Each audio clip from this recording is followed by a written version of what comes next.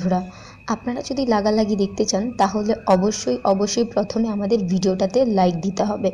এবং আমাদের চ্যানেলটিকে অবশ্যই সাবস্ক্রাইব করতে হবে এবং সাবস্ক্রাইব করার পর নোটিফিকেশন বেল আইকনে ক্লিক করতে হবে, তাহলে আমাদের লাগালাগি ভিডিওগুলো দেখতে পারবেন।